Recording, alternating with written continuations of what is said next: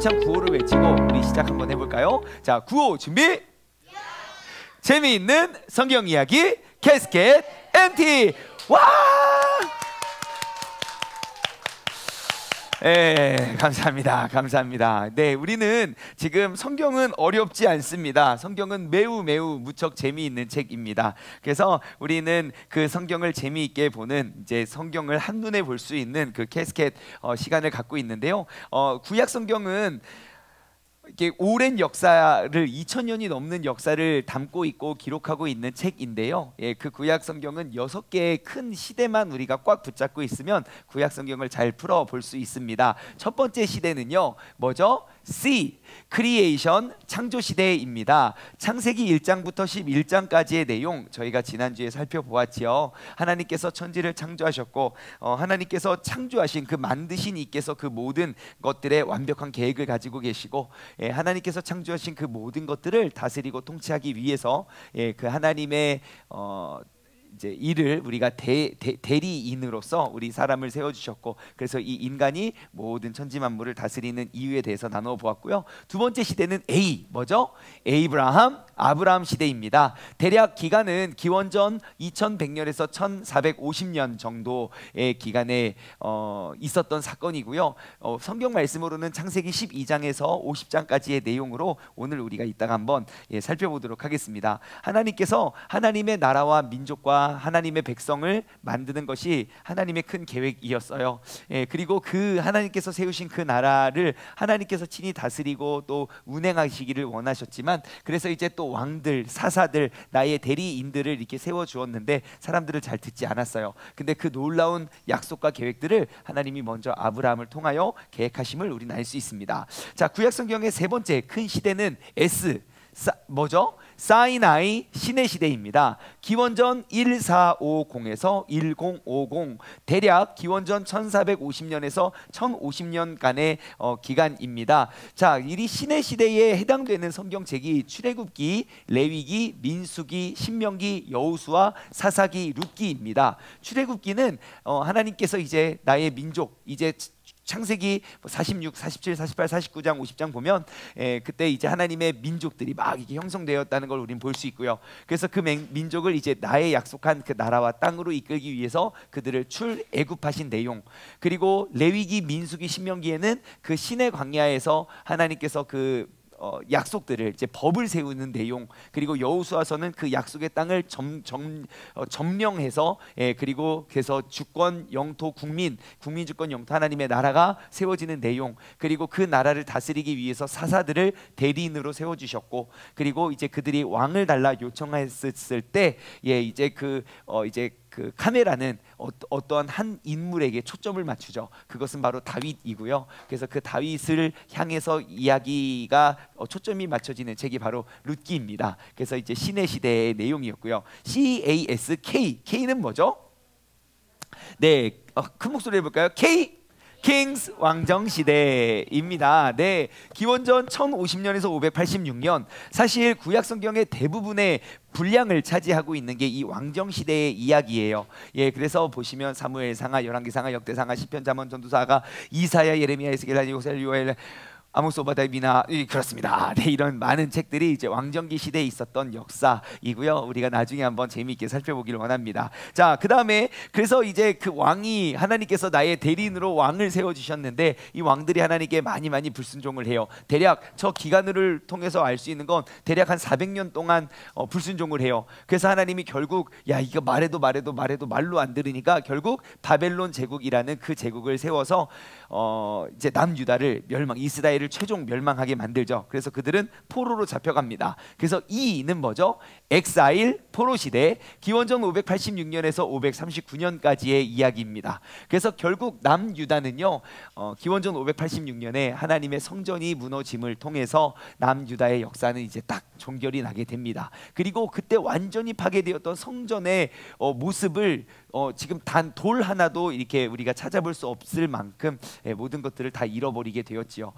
그래서 결국 하나님께서 포로 시대에 기능은 무엇이냐면 너희들 한번 혼나봐라가 아니라 그들에게 말로 해도 듣지 않고 선지자를 보내도 듣지 않고 따르지 않았던 그 사람들의 회복을 위해서 하나님께서 회복과 그런 것들을 위해서 이 포로 시대의 기간이 필요했던 것이죠. 그 포로의 터널을 지나서 마지막 구약 성경의 마지막 시대는요, T는 뭐죠? 템플, 성전 시대입니다. 네, 그래서 성전이 재건된 이야기로 구약 성경은 맞춰지게 됩니다. 자, 오늘은요, 그 다음 이야기, 오늘은 그 아브라함 시대에 대해서 우리가 함께 말씀을 나누어 보도록 하겠습니다. 자, 여러분 가지고 혹시 캐스켓 차트를 가지고 계시면 네, 차트 펴시고 같이 우리가 성경 이야기를 함께 나눠보면 좋을 것 같고요. 네, 오늘도 아주 재미있게 우리가 아브라함 시대를 한번 우리가 살펴보았으면 좋겠습니다. 자, 하나님께서 아브람이라는 사람을요, 우르에서 딱 불러내십니다. 그 아브람이라는 사람은요, 사실 그 이전에 하나님께서 그를 택하여 부르시기 이전에 아브라함이라는 인물도 그리고 그에 대한 기록도 어디에도 없습니다. 여러분, 아브라함이 몇 살 때 하나님께서 부르셨죠? 75살. 특징은 아내는 10살이 어리다는 것과 나는 75, 아내는 65, 그리고 그들의 특징은 자녀가 없다는 것이에요. 근데 하나님께서 그 사람을 택하여 그들을 부르십니다. 그래서 창세기 12장 1, 2, 3절 창세기 12장 1, 2, 3절 너무너무 중요한 약속인데요, 그 약속을 통해서 하나님께서 앞으로 내가 너를 통하여 행하시고자 하시는 그 하나님의 놀라운 계획과 약속을 나누어 주십니다. 자, 그런데 하나님께서 먼저 아브라함을 불러내신 그곳은 우르라는 곳이에요. 그럼 우리가 알 수 있는 건 아브라함이 살고 있던 그 고향 우르라는 곳은 하나님을 잘 믿고 따르는 곳인가? 절대 그렇지 않습니다. 우르라는 곳은 달신을 섬기던 지역이었고요. 그리고 그 아브라함의 아버지의 이름이 무엇이죠? 데라입니다. 그 데라의 직업이 무엇이죠? 네, 우상을 만드는 사람. 예, 돌 신상이나 목각 신상이나 이런 우상들을 만들어서 판매하는 사람이 바로 데라였지요. 그래서 아브라함의 이전 시대에 대한 그러한 기록은 없지만 이거는 그냥 성경에 나와 있는 내용은 아니에요. 그냥 전해져 내려오는 그냥 썰인데요. 어떠한 기록들이 있냐면 제가 두 가지 이야기를 들었어요. 하루는 아브라함이 어렸을 때 아버지께서 이제 데라가 이제 외출을 하시고 이제 거기 가게를 보고 있는 거예요. 가게를 이렇게 보고 있는데 어느 연세가 지긋하신 할아버지께서 오셔가지고 이거를 보고 막 고르시는 거예요. 그래서 이렇게 보고 있다가 어떤 한 마음에 드는 동상을 가지고 와서 계산을 하려고 하는 거예요. 할아버지 올해 몇 되세요? 그러니까 내가 나이를 많이 먹었지. 이거 우리 아빠가 3일 전에 만들었는데, 그러니까 3일 전에 만든 그 형상을 어떻게 그 연세 많은 할아버지가 그거를 신으로 섬길 수 있냐는 거예요. 그래서 그러한 좀 신에 대한 그러한 생각이 있었대요. 또 한 가지의 썰은 무엇이냐면 아브라함이 하루는 혼자 또 가게를 보고 있는데 너무 심심한 거예요. 너무 심심해가지고 큰 우상 앞에 그 왜 장난감 전쟁놀이처럼 큰 우상을 딱 세워놓고 거기다가 지팡이를 하나 딱 들려놓고 앞에 있는 작은 우상들을 다 이렇게 헤집어 놨어요. 그래서 아버지가 딱 외출하고 딱 돌아오시니까 가게가 난장판이 된 거예요. 야, 이게 어떻게 된 거야? 그러니까 아브라함이 이렇게 이야기를 한 거죠. 봐봐요, 저 큰 우상이 다 때려 눕혔네요. 그런 거예요. 그러니까 그 말이 됩니까? 그래서 아버지 데라가 화가 나가지고 무슨 소리냐고, 얘가 어떻게 얘를 다 때려 눕히냐고. 그때 아브라함이 이렇게 이야기했다고 하죠. 아니, 저렇게 살아서 때려 눕히지도 못하는 우상을 어떻게 우리의 신이 될 수 있습니까? 예, 그러한 의구심을 많이 가졌다는 설이 있습니다. 성경에는 없어요. 예, 아무튼 아브라함은 그런 고민이 있었다는 설은 있고, 아무튼 하나님께서는 그 아브라함을 택하여 아브라함 부릅니다. 근데 아브라함이 우리의 믿음의 조상이 될 수 있는 근거가 무엇이냐면, 아브라함은 믿음으로 하나님의 모든 약속을 쟁취하고 믿고 따랐다는 거예요. 그래서 아브라함 시대에 우리가 기억해야 할 두 번째 특징은, 아브라함은 늙었고 그의 아내는 임신하지 못하는 사람이었다는 것입니다. 여러분, 고대 근동, 그리고 고대 근동뿐만 아니라 대한민국 역사에도 최근이 아니라 불과 50년, 60년, 70년 전만 해도 집에서 자녀를 며느리를 맞았는데 아이를 못 낳으면 어떻게 됩니까? 소방 맞아요. 진짜 그런 분들이 지금은 없어요. 지금은 없지만 그때는 진짜 그런 분들이 적지 않았어요. 예, 소방 맞았다고요. 어디 이렇게 아기도 못 낳고, 예? 재수 없게 우리의 대를 잇지도 못하고 막 이런 것들이 있었어요. 하물며 고대 근동은 어떻겠습니까? 그래서 고대 근동의 복의 근원, 복의 기준은 바로 자녀였어요. 그래서 여러분들 이제 뭐 불교 국가 이런 데 가보면요, 이렇게 막 동상들 이렇게 많이 만들어놨어요. 가만히 보면 그런 뭐 부처상이나 이런 것들의 공통적인 특징을 보시면요, 몇 가지 공통적인 특징이 있는데, 나라마다 그 불상의 생김새와 그 불상의 그 체격이 조금씩 달라요. 어느 나라는 엄청 찌신 우리 부처님을 모시는 데가 있고, 어느 나라에서는 되게 마르신 부처님을 모시는 나라가 있는데, 그 어느 나라든 그런 이제 동상들의 우상들을 이렇게 보면요, 공통적인 몇 가지 특징은 눈이 굉장히 많이 있다든지, 한 사람이지만 눈이 많이 달려 있다든지, 혹은 가슴이 많이 달려 있다든지, 혹은 손이 많이 달려 있는 동상들을 많이 볼 수 있어요. 왜냐하면 그것의 의미는요, 그 신이 항상 너희를 지켜보고 있다. 네, 혹은 손이 많이 달려 있는 동상은 항상 그들의 그 강한 손으로 돌보고 있다. 가슴이 많이 달려 있는 동상은 항상 그 풍요와 부와 그런 것들을 상징하는 거예요. 그래서 그런 동상을 만지면서 우리가 많은 자손, 아이를 낳기를 간절히 기도하지요. 예, 제가 예전에 보스턴에 있는 하버드 대학교에 놀러 간 적이 있어요. 하버드 대학교에 가면요, 정문에 이렇게 들어가면 어떤 그 하버드의 동상이 이렇게 있어요. 이게 위에 높은 곳에 있어요. 근데 다른 모든 곳들은 다 되게 허물고 막 녹슬고 그랬거든요. 근데 유난히 번쩍거리는 데가 있는데, 그게 신발이에요. 신발. 오는 사람들이 다 그 신발을 만져요. 왜요? 그 사람 신발을 만지면 하버드 대학교에 입학할 수 있다. 세상에 신발 만져서 입학 못할 것 같으면, 입학할 것 같으면 누가 못하겠습니까? 마치 그런 거예요. 예, 우리가 그 신을 모시는 것, 그런 것들을 우리는 믿고 있었죠. 하지만 아브라함은 이미 늙었어요. 75이에요. 그리고 그의 아내는 65이에요. 그런데 아직까지 자녀가 없었다는 건 그 사회, 그 민족 사람들에게 있어서 아브라함은 어떤 사람입니까? 신의 복에서부터 떠난 사람인 거예요. 시야가 가려진. 하나님께서, 신이 진짜 계시다면 다른 사람은 몰라도 그 사람, 그 가정에게는 이미 그 축복이 떠나버린 그러한 가정이라는 사실이에요. 하지만 하나님께서 택하시는, 하나님께서 일하시는 그 방법을 보십시오. 하나님께서 택하시는 그 기준은 아브라함이 얼마나 착했느냐, 아브라함이 얼마나 믿음 생활을 잘했느냐, 얼마나 정결했느냐, 그런 것들을 따지는 것이 아니에요. 그 모든 불가능한 상황, 심지어 사람들은 저주라 말하는 그것까지도 나에게 맡겼을 때, 나는 그 저주까지도 복을 만들 수 있는 하나님임을 믿고 본토 친척 아버지의 집을 떠나서 내가 너에게 분부한 모든 것을, 그러니까 내가 너에게 보여준 땅이 아니라 보여주실 땅으로 믿고 나아갔다는 거예요. 그래서 우리가 이 아브라함 시대에 꼭 기억해야 할 것은 무엇이냐면, 바로 그 하나님 아버지를 믿는 믿음이에요. 그 믿음은 내가 얼마나 잘났고, 얼마나 많이 가졌고, 얼마나 능력이 많고, 얼마나 많은 것들을 행했고 이루었느냐가 중요한 게 아니에요. 하나님께서 정말 이 귀한 일들을 행하실 그 전능하신 하나님임을 내가 알고 믿고 인정하고 따라가는 것, 나의 계획대로 나아가는 것이 아니라 하나님의 인도하심 속에 우리가 순종하며 나아가는 것, 그것이 오늘의 아브라함을 만들어낸 그러한 동기가 됩니다. 그래서 하나님께서 아브라함에게 약속을 하시죠. 말씀을 한번 찾아볼까요? 창세기 12장 1절부터 3절까지의 말씀입니다.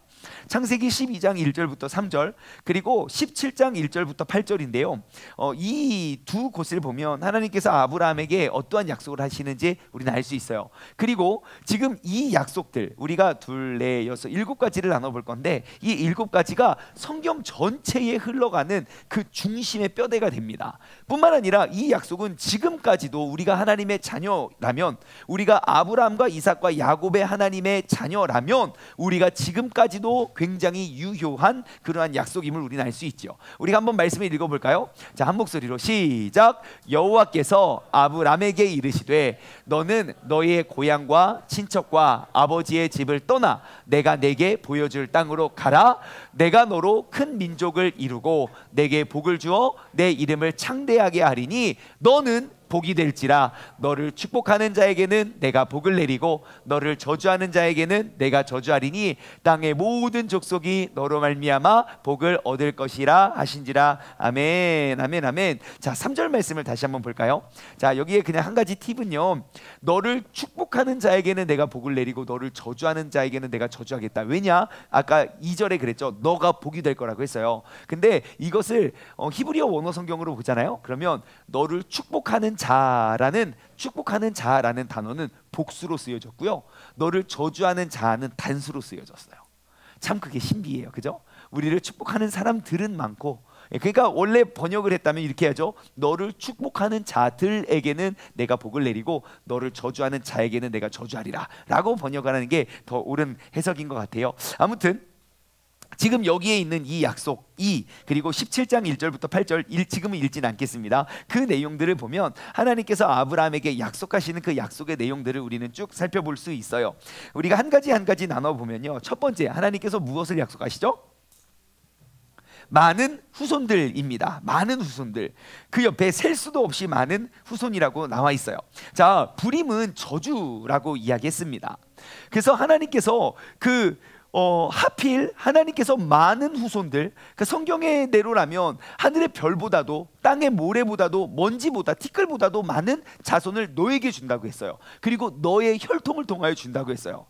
그런데 이미 세상적인 기준으로 봤을 때 하나님이 이러한 그 많은 후손들을 약속을 주실 거라면 하나님은 너무 잘못된 선택을 하신 거예요. 많은 후손을 약속하실 거면, 아니면 차라리 막 15살, 16살 젊은 사람을 택하여 아브라함이 어렸을 때 택하여 부른 다음에, 아니면 아니면 결혼하기 전 예수님처럼 잉태하기 전에, 결혼하기 전에 그들을 택하여 이 약속을 주시고 막 들어갔다 나오면 아기가 생기고 들어갔다 나오면 아기가 생기고 막 정말 역대 기네스북 등재. 이러면 우리가 좀 이해할 수 있겠어요. 하나님이 이러한 방법으로 이렇게 역사하시는구나. 그런데 참 아이러니하게도 하나님이 그들에게 많은 후손을 주겠다고 약속한 다음에 아브라함, 이삭, 야곱 3대가 불임의 여인의 며느리를 얻어요. 3대가.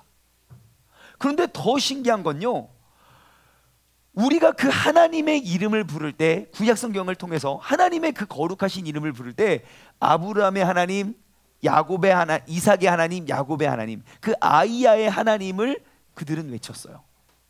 왜 그랬지요? 그들은요, 불가능 속에서도 주님을 믿고 나아갔기 때문이에요. 우리가 그 하나님의 아브라함과 이삭과 야곱의 하나님을 부르짖을 때 우리는 항상 기억해야 돼요. 하나님은 불가능을 통하여 하나님의 놀라운 계획을 역사하시는 분이라고요. 하나님은 그러한 분이에요. 세상 사람들에게는 다 저주라고 말해요. 인물이 잘나면 뭐합니까? 아기를 못 낳는데. 이러한 많은 자손을 주라는 약속을 주면 뭐합니까? 아기를 못 낳는데. 그거 다 벌받고 저주받은 거예요 라고 이야기할지 모르지만, 저주의 인생도 하나님 손에 붙들리면 축복의 인생이 된다는 것이죠. 저주의 인생도 하나님께 붙들리면 축복의 인생이 된다. 시작! 네, 그러므로 내 삶에, 내 환경에 나아지지 않는 것 같고, 우리가 막 이런 어려운 일들이 계속 벌어져요. 내가 75인데 아직 아이가 없어요. 85, 99, 95이 돼도 아이가 없어요. 그래도 아브라함은 포기하지 않았어요. 그것이 축복의 인생이라는 거예요. 여러분, 우리의 삶도 마찬가지입니다. 내가 생각하고 내가 계획한 그런 모든 것들이 때에 따라, 시대에 따라 탁탁탁 맞게 이루어지면 그거는 믿음 없는 사람도 그거 다 복인 줄 알아요. 하지만 주님께서 우리에게 요구하시는 건 바로 그 믿음이거든요. 너가 나를 신뢰하고 있느냐? 정말 모두가 저주라고 이야기하는 그러한 상황 속에서도 나를 의지하고 붙을 수 있느냐? 그래서 아브라함과 이삭과 야곱의 하나님의 그 놀라운 약속은 그 저주를 통하여 놀라운 기적을 행하시는 그 하나님의 약속을 믿는 믿음에 있다는 것을 우리는 알 수 있습니다. 두 번째, 하나님이 약속하신 건 무엇입니까? 하나님과의 관계입니다. 그래서 우리가 하나님을 부를 때 아브라함과 이삭과 야곱의 하나님, 아브라함과 이삭과 야곱의 하나님, 우리가 외우기 쉽게 아이야의 하나님을 부르짖지요. 하나님은요 언제나 우리와 함께 하시는 분입니다. 그 하나님은요, 때로는 내가 실수를 하고 내가 잘못을 하고 내가 먼 길을 돌아가야 할지라도 내가 하나님의 이름을 부르짖으면 하나님은 늘 우리와 함께 하셨어요. 사실 아브라함을 택하여 부르신 하나님, 이삭이 집을 떠났을 때에도 하나님은 그에게 똑같이 말씀해 주셨어요. 야곱이 집을 떠날 때에도 77살이 되어서 그의 또 뭐 잘못된 일이죠. 아버지를 속이고 그리고 뭐 형을 속이고 죽을 것 같아서 도망가긴 하지만 그가 그 자리를 떠났을 때 하나님이 야곱에게 나타나셔서 똑같은 말씀을 하세요. 나는 너의 조부 아버지의 하나님, 그리고 너의 부모님, 너의 이삭의 하나님, 그리고 너의 하나님. 예, 그 하나님은 언제나 우리와 함께 하십니다. 하나님은 그 약속을 아브라함을 통하여 약속을 맺으셨고 그 약속은 지금까지 우리에게 이어지는 거예요. 그렇다면 여러분, 우리가 하나님과의 올바른 관계, 그 아이야의 하나님을 약속하셨던 그 약속을 믿는 우리라면, 여러분, 우리가 집을 떠날 때에 혹은 내가 광야길을 갈 때에 내가 힘들고 어려운 때에 우리가 항상 부르짖고 외쳐야 할 그러한 이름은 바로 전능하신 하나님이라는 거예요. 여러분, 우리가 꼭 그 하나님과의 그 관계의 약속을 기억하시기 바래요. 하나님은 절대 우리를 버리지 않습니다. 하나님은 절대 우리를 포기하지 않습니다. 세상 모든 사람들은 우리에게 손가락질하며 우리를 돌아설지 몰라도 하나님은 절대 그러신 분이 아니에요. 왜냐? 아브라함과 이삭과 야곱을 통해 우리는 알 수 있어요. 3대 그런 불임의 가정들을 통해서 하나님은 그들의 믿음을 보시고 그 모든 약속을 성취하고 이루어 가신 하나님을 우리는 알 수 있지요. 세 번째, 또 하나님이 아브라함을 통해 약속하신 것이 무엇입니까? 땅입니다. 땅, 약속의 땅이에요. 하나님께서 이제 내가 너를 또 네가 밟는 모든 땅을 다 준다 그랬어요. 그런데 우리도 또 땅 하면 또 우리도 굉장히 관심이 많잖아요. 그렇죠? 제가 요즘에는 잘 모르겠는데 예전에 제가 이렇게 그 새벽 예배 마치고 이렇게 조깅을 했거든요. 이게 새벽 예배 마치고 저기 우리 그 종촌동에 있는 그 천변을 이렇게 쭉 뛰잖아요. 그러면 뭐 3, 4, 5 이렇게 사람들이 이렇게 걸어가면서 이렇게 뭐 운동을 해요. 그래서 제가 항상 이렇게 말씀을 듣고 이렇게 뛰거든요. 그런데 어느 날인가는 이런 생각이 들더라고요. 이렇게 지금 세종시에 살고 있는 사람들은 어떠한 고민을 하고 어떠한 이야기를 하면서 사나. 그래서 이어폰을 꽂고 노래를 안 틀고 그냥 뛰었어요. 속도를 맞춰서 천천히 가시는 분 천천히 뛰고 빨리 가면 빨리 뛰고. 예, 그래서 이렇게 쭉 이야기를 들어보니까 세상에 여림은 8, 9은 다 부동산 이야기를 하시더라고요.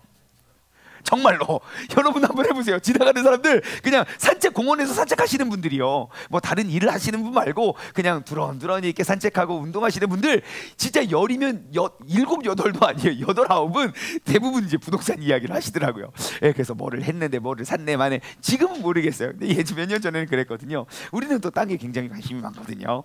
근데 하나님이 아브라함에게 땅을 약속해 주셨어요. 야, 네가 밟는 모든 땅 다 줄게. 그러니까 아브라함이 어떻게 합니까? 아멘! 하고 그 연세에 열심히 다니면서 모든 땅을 다 밟고 다니지 않았어요. 뭘 한지 아십니까? 항상 하나님의 약속이 딱 들려지는 순간 아브라함은 하나님께 제사를 드려요. 예, 정말 중요한 건 그 약속을 성취하실 하나님과 나와의 바른 관계이지 내가 많은 것들 이루고 누리고 얻길 원했던 것이 아닌 거예요. 그것이 하나님의 뜻이면, 하나님의 계획이면 하나님께서 그 약속의 땅을 주실 거예요. 근데 우리가 꼭 기억해야 될 것이 있어요. 창세기 15장 13절 말씀 한번 볼까요? 창세기 15장 13절. 이게 조금 어려운 말인데 한번 창세기 15장 13절. 하나님께서 이 땅을 약속하시는데 하나님이 또 이러한 약속도 주셨어요. 함께 읽어볼까요? 시작. 여호와께서 아브라함에게 이르시되 너는 반드시 알아라. 내 자손이 이방에서 객이 되어 그들을 섬기겠고 그들은 400년 동안 내 자손을 괴롭히리니. 자, 지금 창세기 15장의 내용은요, 아직 하나님께서 아브라함에게 그러한 많은 자손과 민족들을 이루어 준 게 아니에요. 한 명도 아이를 주지 않았을 때 하나님께서 야, 내가 너에게 모든 땅을 다 줄게, 내가 많은 자손을 줄게 약속한 이후에 또 이러한 말씀을 하세요. 너는 반드시 알아라. 이방의 객이 되어서 400년 동안 너는 노예 생활할 거다. 이게 어떠한 사건이죠? 아브라함, 이삭, 야곱은 보지 않아요. 요셉의 후손들 애굽의 노예로 그들이 살게 될 것이죠. 그럼 질문이에요. 왜 하나님께서는 이렇게 사람들을 이렇게 힘들게 합니까? 왜 이방의 객이 되어서 이렇게 힘들게 합니까? 왜? 네? 잘못된 예배 때문에? 아, 네네네네네. 예, 감사합니다. 왜 우리가 진짜 이런 물음표를 던지게 돼요? 왜 하나님께서 복을 주실 거면 우리에게 정말 모든 것들이 형통하고 모든 것들이 잘 되고 모든 것들이 번영하고 번성되는 그러한 것이 복이 아닙니까? 하나님을 믿지 않는 사람들이 가장 많이 하는 질문 중에 그건 그래요. 그 중에 하나는, 야, 이 사람은 교회 안 다니는데 너무 잘 돼. 야, 너는 교회 다니는데 왜 그래? 그런 거 아닙니까? 하지만 우리가 꼭 알아야 될 또 한 가지의 복이 있어요. 그 복은 무엇이냐면 바로 하나님은 훈련시키시는 분이라는 거예요. 내가 아무것도 안 하고 아무 힘도 없고 아무 능력도 없는 그런 연약한 사람으로 키우는 게 아니라 많은 자손과 내가 그 땅을 너희에게 주겠다라고 약속하셨을 때 하나님은 나는 너희를 그냥 보내고 그냥 연약한 민족이 아니라 이방의 객이 되어서 너희를 더 강한 민족으로 세우겠다. 제가 예전에 많이 들었던 예화 중에 하나는 바로 독수리 예화죠. 예, 오랜만에 한번 또 하면, 여러분, 하늘의 독수리가 하늘의 왕입니다. 왜 독수리가 하늘의 왕인 줄 아십니까? 왜 그럴까, 성훈아? 제일 세. 왜 독수리는 제일 셀까요? 하나님이 그렇게 만드셔서. 예, 감사합니다. 예, 좋은 정답이죠. 예, 갑자기 이 이야기를 들으니까 옛날에 어느 신학교에서 어느 신학생이 시험을 보는데 그 열심히 기도는 열심히 했는데 공부를 열심히 안 해서 딱 문제를 보니까 하나도 모르겠는 거예요. 그래서 기도를 했죠. 시험에 딱 시험 앞에 너무 정답을 알지 못합니다. 기도를 했어. 하나님. 기도를 하니까 하나님이 지혜를 딱 주시는 거예요. 답을 다 알려주시는 거예요. 1번 문제, 뭐는 무엇입니까? 하나님이 아십니다. 2번 문제, 뭐는 이거 누구입니까? 하나님은 아십니다. 하나님은 아십니다. 정답을 다 하나님은 아신다고 썼어요. 제출했죠. 교수님이 딱 보니까, 야, 이거 맞다고 해야 됩니까? 틀리다고 해야 됩니까? 예? 틀리다고 하면 하나님 모른다는 거고, 맞다고 하면 어떻게 합니까? 그래서 교수님도 그 답안지를 딱 펴놓고 또 기도를 하시죠. 하나님은 아시는데 이런 어려운 답안지가 와서 어떻게 합니까? 그래서 교수님이 이렇게 썼지요.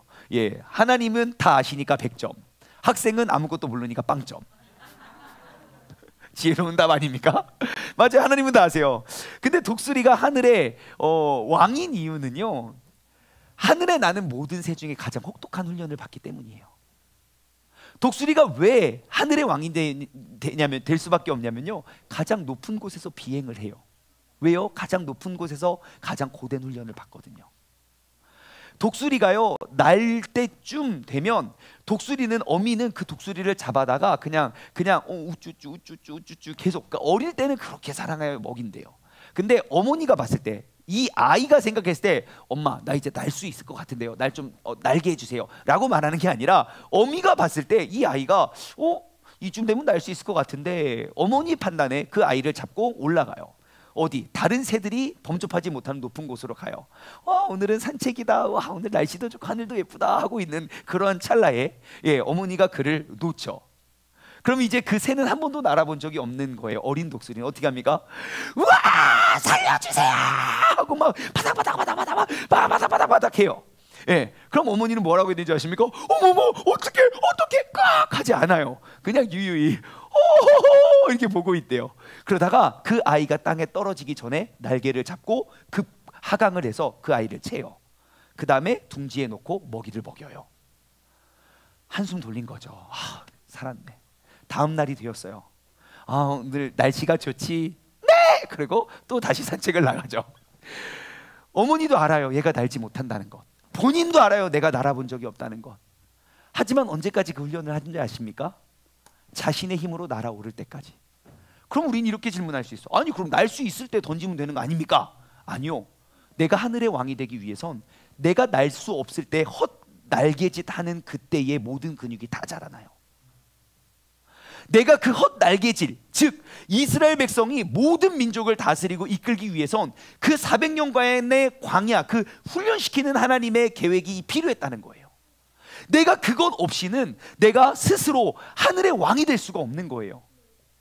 하지만 사람들은 그럴 거예요. 야, 그게 뭐 날지도 못하는 거, 그거 무의미하게 야, 너는 맨날 아직도 광야야. 언제 광야야? 너의 인생은 이렇게 욥기와 같아. 지금 몇 장이야? 20장, 30장. 야, 네가 언제 다시 축복받아? 우리는 그런 이야기를 많이 하지. 세상 사람들은 그럴지 모르지만 우리는 알고 있어요. 야, 좀만 기다려. 나 이제 왕이 될 거야. 내가 왕이 될 상이로다. 막 그러면서 계속 헛날개짓을 하는 거예요. 어떤 분이 그 이제 나비 애벌레가 이제 매달려 있잖아요. 나비 애벌레를 이렇게 보니까요, 애벌레가 이제 딱 부화할 때가 된 거예요. 삑 하루 종일 이렇게 하루 종일 너무너무 힘들어 보이는 거예요. 그러니까 눈으로 봐도 이렇게 쭉 이게 나와야 되는데 아기가 안 나오는 거예요. 그래서 너무너무 힘들어서 이렇게 쭉 나오다가 도와줬죠. 아, 이거 너무 힘들게 이제 나비가 돼서 빨리 하늘을 날아야 되는데 못 날르는 것 같아서 그 이제 그 저기를 찢어줬어요. 아, 이게 쭉 애벌레를 쭉 찢어서 나오라고 쭉 나왔어요. 그럼 쫙 고마워요 하고 삭삭삭 날개짓을 하고 날 줄 알았는데 쭉 떨어진 다음에 푸다닥 거리다가 나비가 그 오랫동안 애벌레로 있다가 나비로 한 번도 날지 못하고 그대로 죽은 거예요. 왜 그런가 봤더니 그 나비 애벌레에서 나올 때 그 조금씩 나올 때 하늘을 날 수 있는 그 잔근육이 그때 다 발달한다는 거예요. 여러분, 하나님은 정직하신 분이에요. 심는 대로 거두고 심은 만큼 거두고 심은 것을 거두시는 분이에요. 그래서 우리가 이렇게 훈련과 연단의 시간이 필요한 것은 앞으로 우리가 더욱더 강한 자, 귀한 자로 쓰임받기 위함이라는 거예요. 아브라함, 이삭, 야곱 그들의 약속이 왜 귀중하냐면요, 그들은 정말 세상 사람들이 모든 사람들이 손가락질하는 그러한 저주를 받은 집안처럼 보여지지만 그들 스스로는 하나님의 모든 약속을 믿고 의지하고 그대로 성취해가는 그러한 삶을 살았기 때문입니다. 여러분, 오늘 이 시간 우리가 그 하나님, 나를 훈련시키는 하나님, 그리고 모든 저주를 축복으로 바꾸시는 그 하나님을 우리가 기억했으면 좋겠어요. 네 번째, 하나님께서 또 약속하신 건 하나님의 임재입니다. 내가 너와 함께하리라. 내가 너와 함께하리라는 무엇이냐면 우리가 하나님과의 관계가 끊어졌어요. 아담 때부터 끊어졌어요. 하나님은 나의 대리인으로 그 모든 것들을 회복하고 세우기를 원하셨지만 인간의 죄성으로 하나님과 그 관계를 끊었어요. 근데 하나님께서는 우리를 찾아오세요. 항상 여호와 하나님, 그 야훼 엘로힘, 언제나 내가 방황하고 하나님을 떠나 있을 때 하나님은 항상 우리를 먼저 찾아오세요. 그래서 우리를 이끌어 주시고 인도하시는 그 하나님의 임재가 우리 가운데 있고, 여러분, 때로는 우리가 제가 죄가 많이죠. 죄가 많아가지고 하나님께 나아갈 수 없어요. 하나님을 몰랐을 때는 그렇게 이야기할 수 있어요. 하지만 하나님이 어떠한 분인지 안다면, 우리는 이 아브라함의 약속을 기억한다면 하나님 앞에 포기란 없습니다. 내가 어떠한 삶을 어떻게 살았고 어떠한 잘못을 했더라도 하나님은 그 자까지도 찾아서 다니시는 분임을 여러분 꼭 기억하시기 바랍니다.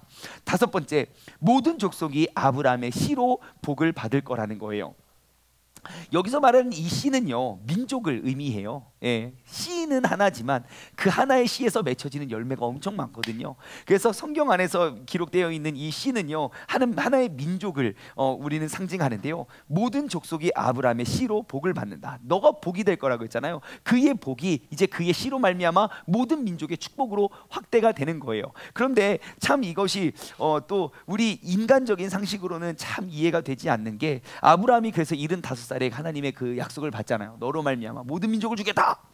아브라함 믿었어요. 사라도 믿었어요. 그런데 10년이 지나도 아이가 없는 거예요. 아브라함이 85살이 되던 해, 그 사라가 이건 도저히 안 되겠다는 거. 하나님의 약속은 내가 믿겠는데 도대체 아이가 언제 생기냐. 그래가지고 그의 첩 하갈을 보내요. 근데 우리가 꼭 알 수 있는 건 무엇입니까? 하나님의 약속을 믿어야 되는데 그 사례의 계획을 믿고 따르면 안 된다는 거예요. 그래서 그 이스마엘이 하나님의 그 모든 역사를 이루어가기에는 부족하다는 거예요. 왜요? 하나님의 뜻, 하나님의 계획이 아니라 사람의 계획, 사람의 능력으로 생겨진 아이이기 때문이지요. 그래서 그 이스마엘의 씨도 생겼지만 참 신기한 건 진짜 하나님이 대단한거든요. 그 이스마엘이라는 인간의 계획이 딱 실행이 됐어요. 없었으면 제일 좋았겠지만 생겨났어요. 그리고 하나님이 이스마엘에게도 아브라함과 똑같은 약속을 또 해줍니다. 하갈이 떠났을 때 내가 너에게 똑같은 복을 주겠다고 약속을 해요. 이건 마치 우리가 왕정기 시대 때 북이스라엘과 남유다로 나라가 쪼개져요. 르호보암이 남유다의 왕, 여로보암이 북이스라엘의 왕. 그러면 북이스라엘의 역사는 생기면 안 되는 곳이거든요. 그러면 하나님이 남쪽은 축복하고 북쪽은 저주하셔야 되는데 하나님은 남쪽도 북쪽도 똑같이 축복해 주세요. 그게 하나님인 것 같아요.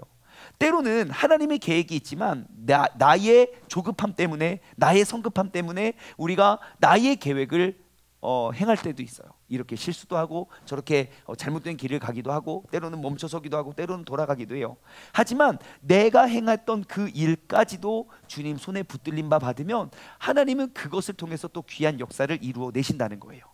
여러분들이 우리가 살아가고 있을 때 정말 실수는 없습니다. 실패도 없습니다. 반드시 그게 무엇이 됐든지 그 경험을 통하여 놀라운 하나님의 일들을 이루어 가실 그 하나님을 우리는 아브라함을 통하여 우리는 알 수 있습니다. 어떠한 분이 예전에 저 교회에서 그런 분이 있었어요. 그분이 원래 하시던 일이 있는데 갑자기 미용을 하신다고, 미용을 막 열심히 공부를 했어요. 몇 년, 3년인가? 열심히 미용을 공부해서 자격증도 따고, 그래서 하나님이 나를 미용사로 사용하실 거다라고 기대를 했는데 그 길이 다 막히는 거예요. 해도 안 되는 거예요. 그래서 그 미용 열심히 3년 동안 돈 들이고 시간 들이고 배웠던 것이 그냥 다 없어졌어요. 무의미해졌어요. 그래서 또 인간의 그냥 실수구나, 하나님 왜 나를 그렇게 하셨나라고 그냥 잊고 있었어요. 그리고 세월이 흘러 나중에 저희 교회에서 선교를 가는데요, 선교 가서 머리 깎아주는, 머리 잘라주는 그 미용 사역을 했거든요. 그래서 그 미용 기술을 전문가는 아니잖아요. 그래서 쭉 배워서 이제 가요. 이제 이렇게 잘라주면 됩니다. 그래서 이제 가가지고, 그래서 의자를 쭉 하나 둘 셋 넷 의자를 놓고요, 사람들이 쫙 줄 서면 이렇게 머리를 잘라줬어요. 근데 이 집사님의 줄이 제일 길은 거예요. 그러니까 그 나라 아이들도 알아요. 내가 어디 줄을 서야 머리가 예뻐지는지. 분명히 똑같은 곳에서 머리를 잘랐는데 이 사람은 이렇게 나오고 저 사람은 저렇게 나왔는데 여기는 이쁘게 나온 거예요. 너 누구야? 그래서 거기 뒤에 쫙 서 있는 거죠.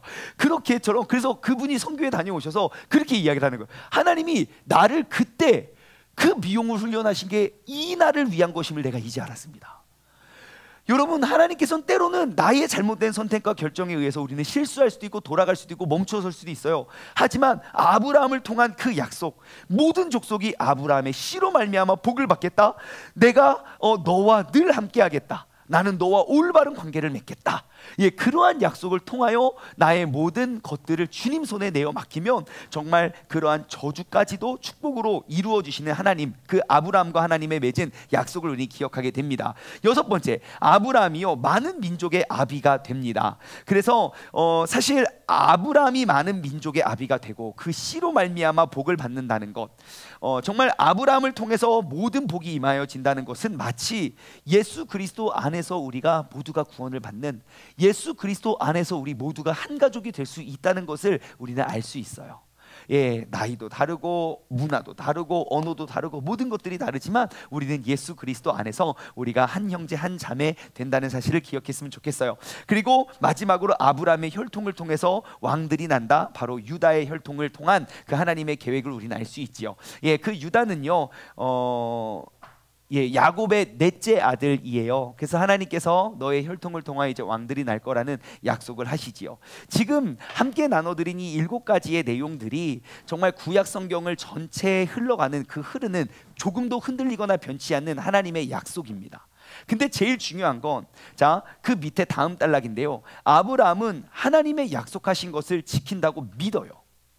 이게 기가 막힌 거예요. 왜냐하면 하나님이 이 모든 약속을 네가 누리고 얻기 위해서 하나님이 조건을 단 게 하나도 없어요. 하나만 하면 돼요. 뭐요? 믿기만 하면 돼요. 그래서 우리 아브라함 시대의 그 그림을 보면, 그림은 무엇입니까? 선물이잖아요. 이 모든 것들은 전적인 하나님의 은혜라는 것이에요. 아브라함이 뭘 잘해서, 혹은 아브라함이 뭘 구해서, 뭘 요청해서, 하나님 나 빨리 땅을 주세요, 지금 땅이 없어요, 지금 내가 하나님, 그렇게 구해서 받은 게 아니에요. 아브라함은 하나님을 막 그렇게 섬기고 모시지도 않았어요. 하지만 그의 믿음을 보시고 그를 의롭다 여기세요. 말씀 한 번 찾아볼까요? 창세기 15장 6절이에요 창세기 15장 6절, 되게 중요한 말씀인데요, 함께 읽어볼까요? 시작. 아브라함이 여호와를 믿으니 여호와께서 이를 그의 의로 여기셨다는 거예요. 아브라함은 그냥 믿었어요. 그것이 너무 의로웠던 거예요. 하나님께서, 우리가 하나님의 자녀이고 하나님의 백성이라면 하나님께서 우리에게 요구하시는 건 무엇이겠습니까? 그 믿음이에요. 여러분, 우리가 가지고 있는 믿음은 모든 환경과 상황 안에 있는 것이 아닙니다. 모든 환경과 상황을 뚫어낼 수 있는 그 밖에 있는 것이 우리의 믿음이에요. 다시 말해, 우리가 이 아브라함의 약속을 통하여 얻을 수 있는 건 모든 환경과 상황 그 상황이 바뀔 때마다 흔들리는 믿음이 아니라 상황이 바뀌고 또 배경이 바뀌고 환경이 바뀌어도 흔들리지 않는 믿음을 갖는 것이에요. 여러분, 우리의 믿음이 환경에 의해서 바뀌지 않길 소망합니다. 내가 환경이 아무리 바뀌어도 하나님이 약속하시고 택하셨다면 그 약속은 반드시 성취될 것입니다. 그래서 우리가 오늘 이 시간 다시 한번 아브라함은 하나님의 약속하신 것을 지키신다고 믿었던 것과 같이, 아브라함의 믿음이 어느 정도였는지 아십니까? 아브라함의 그 믿음은 죽은 자까지도 살리실 수 있다는 그 믿음, 즉 그 부활신앙의 믿음도 가지고 있었어요. 좋은 예가 있지요. 하나님이 이러한 약속을 다 하셨어요. 그리고 정말 100세가 되어서 그에게 아들을 주셨어요. 아들의 이름이 뭐죠? 이삭이에요. 예, 이삭이 이제 너무너무 예쁘고 막 그럴 때에, 이제 이삭이 이렇게 이제 청소년 기쯤 되었을 때에 하나님이 아브라함의 믿음을 시험하기 위해서, 왜요? 하나님은 훈련시키는 분이고 시험하시는 분이거든요. 시험하기 위해서, 야, 너의 아들, 내가 준 아들 있지, 너 그 아들을 나에게 바쳐라, 그래요. 아브라함은요, 다음날 새벽에, 이른 새벽에 일어나서 그 아들을 데리고 갑니다. 그리고 말씀을 보면요, 그 종들과 같이 가요. 땔감과, 그리고 가가지고 종들에게 이야기해요. 너희는 여기 머물러 있어라. 우리가 가서 예배하고 돌아오겠다, 그래요. 예배하고 돌아오는 건 누굽니까? 나예요. 야, 우리가 가서 나 돌아올게 라고 해야 되거든요. 근데 아브라함은 우리가 함께 가서 이 아들을 바치고 우리가 돌아올 거라는 믿음이 있었어요. 그러한 믿음이 있었기 때문에 그 독자 이삭을 바치라는 것에 고민하지 않았어요. 하나님은 그의 믿음을 보셨어요. 그래서 그를 진짜 묻고, 아들이 물어봐요. 아버지, 근데 이제 여기 땔감은 있는데 그 재물은 어디 있습니까? 하나님께서 다 준비하실 것이다. 그리고 진짜 가요. 아들을 묻는 거예요. 그래서 저는 그 장면을 계속 생각해 보는 거예요. 묶었을 때 이삭이 뭐라고 했을까?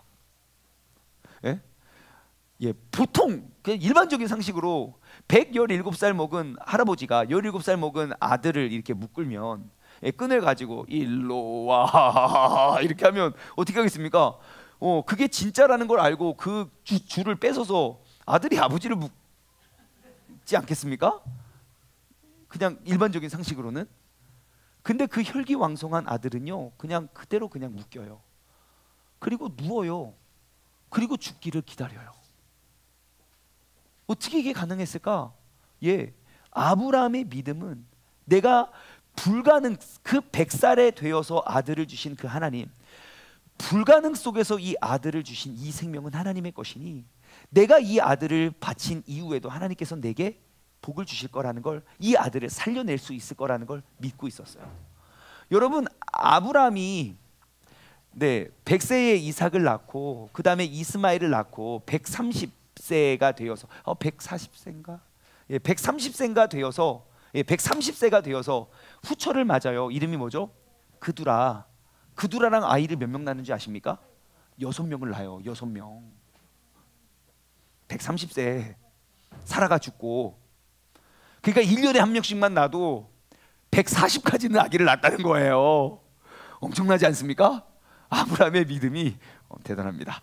자, 그래서 아무튼 아브라함은요, 죽은 자까지도 살리실 수 있다는 그런 믿음을 가지고 있었고요. 하나님께서는 그 믿음을 보고 그 이삭을 딱 바치는 장면을 보고, 아브라함아, 아브라함아, 그를 다급히 부르세요. 내가 너의 독자 아들 그 이삭을 바치는 것을 내가 보았으므로 이제 내가 너의 믿음을 확인했다.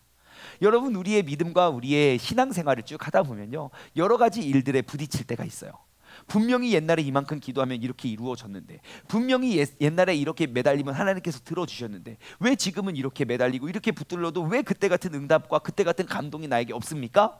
간단해요. 우리의 믿음과 우리의 신앙이 더욱더 성장할 때인 거예요. 이제는 초등학교를 졸업해서 중학교에 갈 때, 이제 중학교를 졸업하고 고등학교를 갈 때, 우리의 신앙에 나의 똑같은 패턴 속에 그러한 훈련을 통해서 우리가 더욱더, 그러한 시험을 통해서 우리가 더욱더 큰 믿음을 확인할 수 있는 길이죠. 자, 다음입니다. 하나님이 아브라함의 믿음을 보시고 의롭다고 여기세요. 은혜로 인한 하나님의 선물. 아브라함이 좋은 인격의 사람이거나 도덕적으로 가장 훌륭했기 때문에 하나님께서 아브라함과 바른 관계를 맺은 것이 아닙니다. 아브라함의 믿음을 보시고 하나님은 의롭다 여기셨어요. 하나님께서 우리의 믿음, 그 연약하고 그 작은 순종을 보시고 우리를 의롭다 여기실 거예요. 그래서 그 하나님의 전적인 은혜로 인한 그 모든 약속이 하나님의 선물임을 우리는 기억하고, 앞으로 따라오는 모든 구약성경의 역사와 우리의 삶의 모든 역사가 그 은혜가 기반이 되었다는 사실을 여러분 꼭 기억하시기 바랍니다. 그래서 하나님이 아브라함과 그 언약을 맺음으로써 약속을 확인하시지요. 그리고 조건이 없어요. 그냥 조건이 없어요. 믿으면 돼요. 그리고 한 가지 그냥 언약의 표징으로 할례를 받게 하지요. 할례. 예, 그 할례. 그런데 사실 그 할례는요, 처음에는 진짜 그 육의 할례였어요. 우리 남자의 몸에 가장 은밀한 곳에 그냥 불필요한 그 살점을 떼어내므로 피를 내게 하는 거예요. 이 피의 의미는 하나님과 나와 그 언약이 정말 지금도 유효합니다. 이 모든 언약이 지금도 유효합니다. 하지만 지금은 굳이 이렇게 피의 할례가 필요한 게 아니에요. 왜냐하면 하나님의 계획은 모든 민족을 구원하는 것이거든요. 유대인뿐만 아니라 이방인 사마리아와 땅 끝까지 이르러 나의 증인이 되고, 그 하나님의 놀라운 계획이 다 그곳에 있다는 거예요. 할례 받은 유대인들뿐만 아니라 할례 받지 않은 이방인들도 구원의 역사가 있다는 거예요. 그럼 이 할례의 약속은 어떻게 됩니까? 성경은 이야기해요. 너희의 마음의 할례를 받으라고요. 뭐 여러 구제 말씀이 있지만 한 군데만 찾아볼까요? 로마서 2장 28절 29절. 로마서 2장 28절 29절 함께 읽어볼게요. 시작. 무릇 표면적 유대인이 유대인이 아니요 표면적 육신의 할례가 아니니라. 오직 이면적 유대인이 유대인이며 할례는 마음에 할지니 영에 있고 율법 조문에 있지 아니하신 것이라. 그 칭찬이 사람에게서가 아니요 다만 하나님께서니라. 예, 이제 그 약속을, 이제 우리 마음의 할례를 받아 정말 하나님의 그 약속의 말씀을 우리가 마음판에 새겨서 우리가 지키는 것. 그리고 고린도전서, 우리가 지금 이제 큐티 묵상, 큐티 본문이 그러잖아요. 너희가 하나님의 거룩한 성전인 것을 너희는 알지 못하느냐. 하나님의 성령이 너희 안에 거하신다는 것을 너희들 알지 못하느냐. 너희의 삶, 이 거룩한 삶을 거룩하게 지켜라 라는 그러한 거룩한 성전으로서 우리가 삶을 지키는 것이 정말 이 모든 약속을 성취하고 이루어가는 그러한 믿음의 행위임을 여러분 꼭 기억하시기 바랍니다. 자, 아브라함이 사랑하는 아들을 이삭을 번제로 바치지만 하나님께서 예비하신 그 여호와 일의 하나님, 아까 이야기 나눠봤고요. 하나님이 아브라함을 통하여 주신 약속의 상속자들.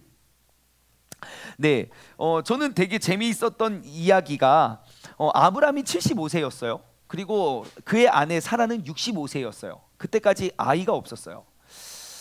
그리고 하나님이 내가 본토 친척 아버지의 집을 떠나서 내가 너에게 보여줄 모든 보여줄 땅으로 가라. 보여준 땅이 아니라 보여줄 땅으로 가요. 나그네 생활이 시작돼요. 그래서 쭉 떠나는데, 내가 이제 그 본토 친척 아버지의 집을 떠나서 보여줄 땅으로 가요. 어디로 간지 몰라요. 하지만 그냥 인도하신 대로 갔어요. 가면은 풍족하고 번성하고 잘 돼야 되는 거 아닙니까?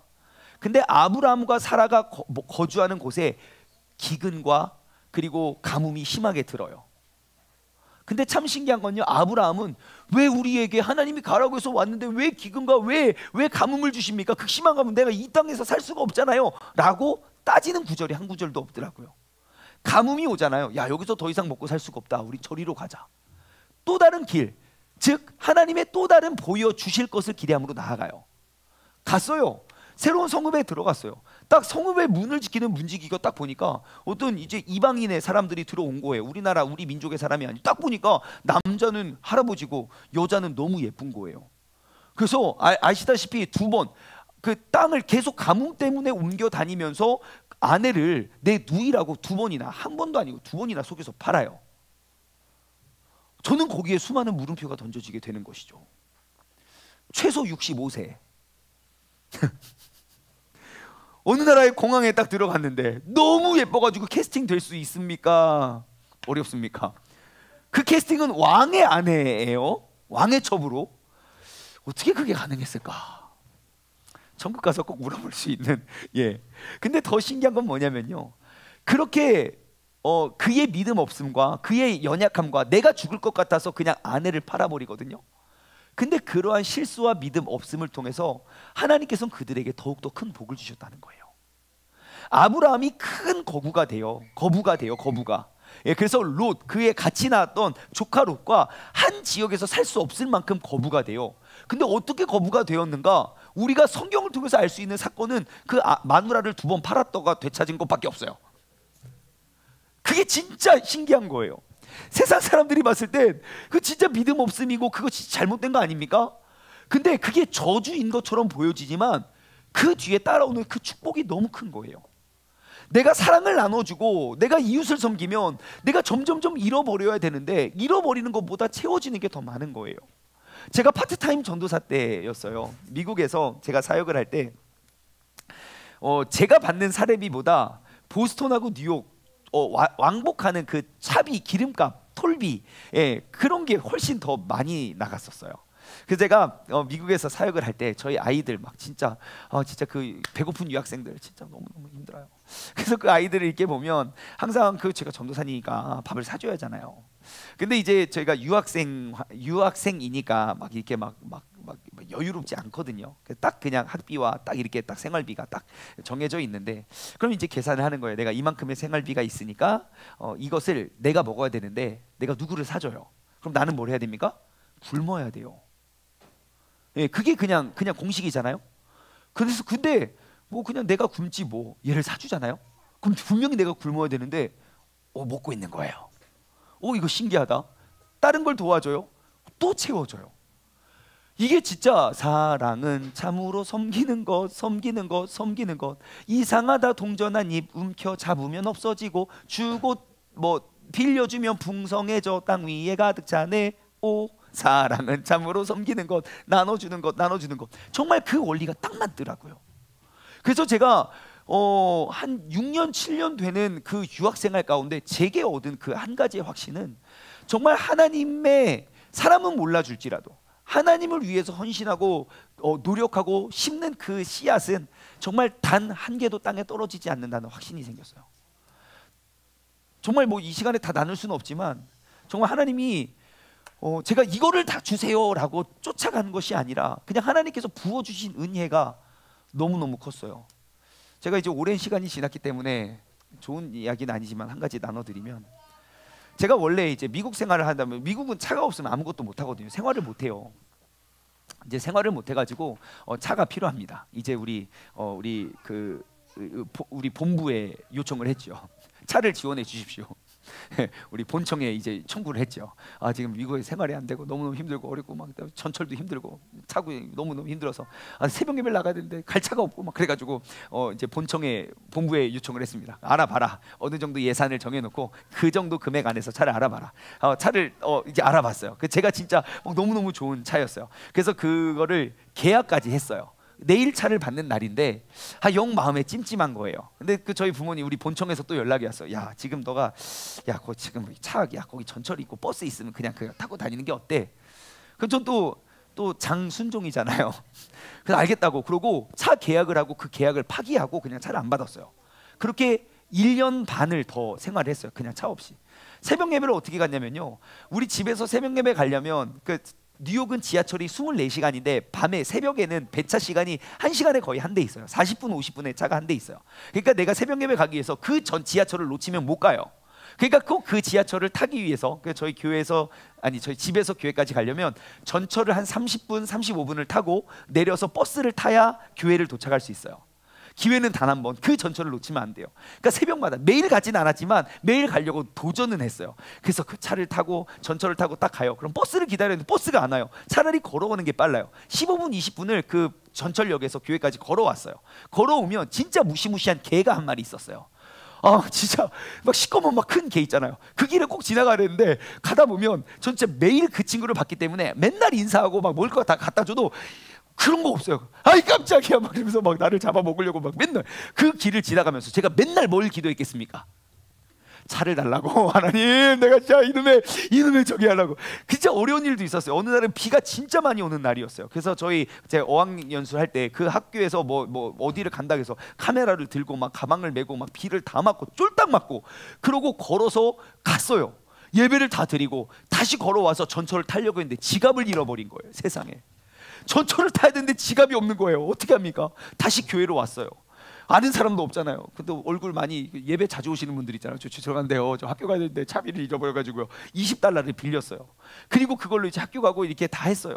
근데 나중에 알게 되었어요. 제 가방에 비상금이 있었다는 사실을.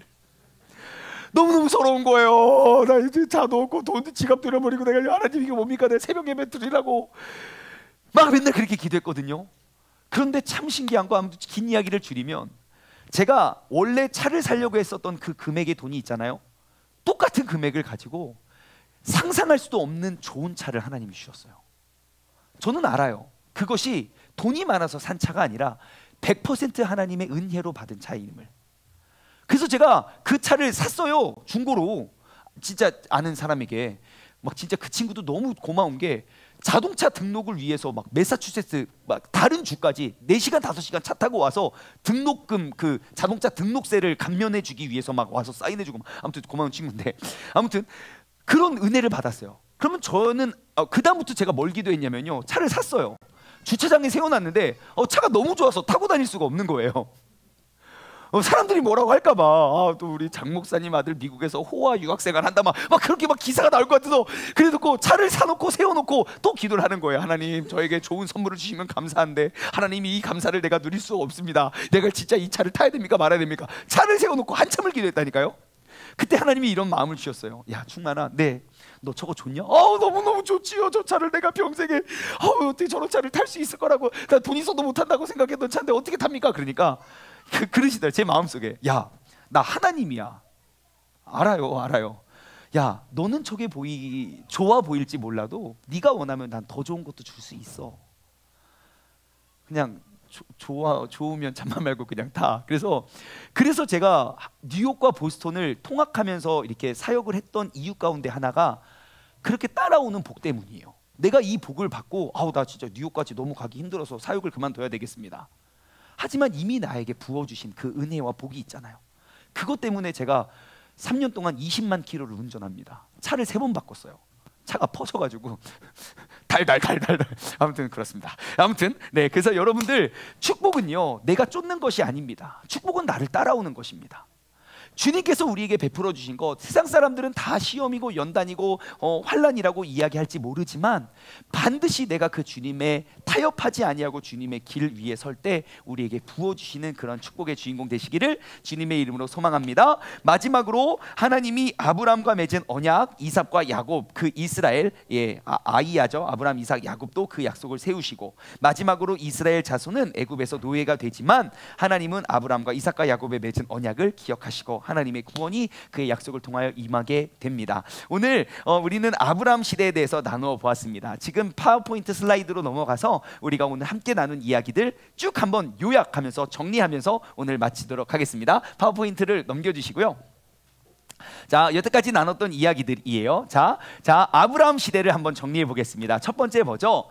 하나님이 아브라함을 우르에서 불러내셨어요. 예, 그의 믿음을 보고 불러내셨죠. 두 번째, 하나님께서 부르실 때 아브라함의 나이는 75세였습니다. 이미 사람들은 저주의 사람이고 끝이라고 이야기했지만 아니요, 하나님의 약속은 아직도 25년을 더 기다려야 본격적인 하나님의 역사가 시작된다는 것 우리는 알 수 있어요. 세 번째, 아브라함의 아내 사라는 늙었고 불임의 여인이었고 자녀도 없었어요.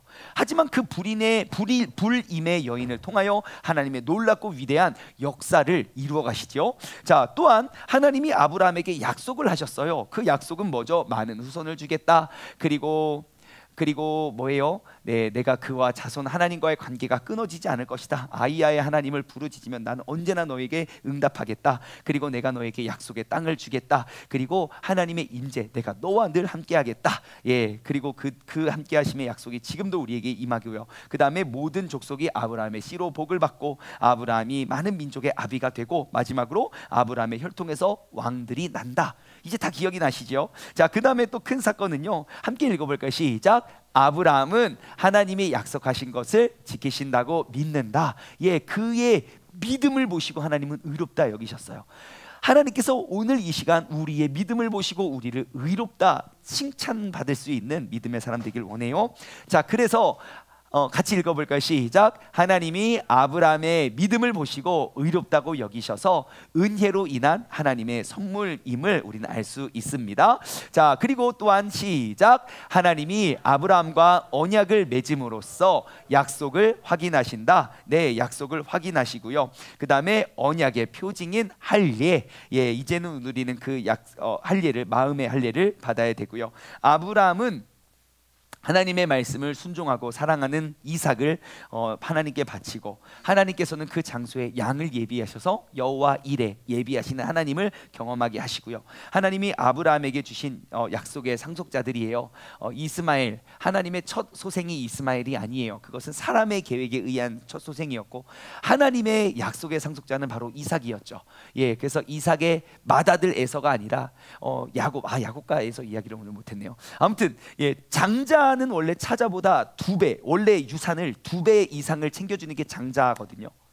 예, 근데 하나님께서는 그 장자에게 많은 유산을 준 게 아니라 하나님의 약속을 얻기 위해서 내가 모든 것들을 내려놓고 포기한 그 야곱, 즉 그 이스라엘을 더 귀히 여기셨어요.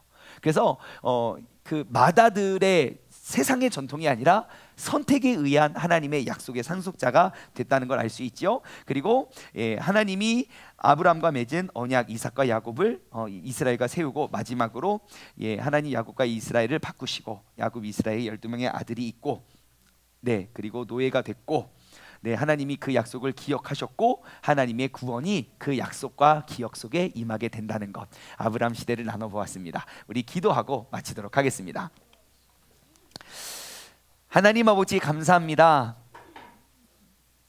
정말 보잘것도 없고 믿음도 없고 내세울 것도 없고 75년 동안 남들에게 정말 복받고 축복받았다 칭찬 들었던 사람이 아니지만, 모든 사람들의 축복의 상징이었던 그 자녀 한 명도 없었던 그 아브라함의 인생에 하나님께서 직접 개입하셨고, 그 하나님의 말씀을 믿는 믿음으로 떠났던 아브라함을 주님께서 수많은 약속들을 이루셨고, 아브라함은 믿음으로 그 주님께서 보시기에 의롭다 칭함을 받는 사람으로 세워주심에 감사드립니다. 하나님 아버지, 우리가 2022년을 살아가는 우리가 그 하나님의 약속을 기억하고 우리가 그 주님께 의롭다 칭함을 받을 수 있는 믿음의 사람 되게 하여 주시옵소서. 아버지 하나님, 오늘 이 저녁에 모여있는 우리가 우리의 믿음이 환경 속에 시시각각 변하는 환경에 의해서 시시각각 흔들리는, 정처 없이 흔들리는 우리의 믿음이 아니라 정말 모든 환경과 상황을 뚫어내고 초월하여 주님의 약속의 말씀을 믿고 그 믿음대로 의롭다 칭함을 받을 수 있는 우리 모두가 되게 하여 주옵소서. 감사드리며 이 모든 말씀 살아계신 예수 그리스도의 이름으로 기도드리옵나이다. 아멘. 주기도문으로 마치도록 하겠습니다. 하늘에 계신 우리 아버지여, 이름이 거룩히 여김을 받으시오며 나라에 임하옵시며 뜻이 하늘에서 이루어진 것 같이 땅에서도 이루어지리이다. 오늘날 우리에게 일용할 양식을 주옵시고, 우리가 우리에게 죄 지은 자를 사하여 준 것 같이 우리 죄를 사하여 주옵시고, 우리를 시험에 들게 하지 마옵시며 다만 악에서 구하옵소서. 나라와 권세와 영광이 아버지께 영원히 있사옵나이다. 아멘. 수고하셨습니다.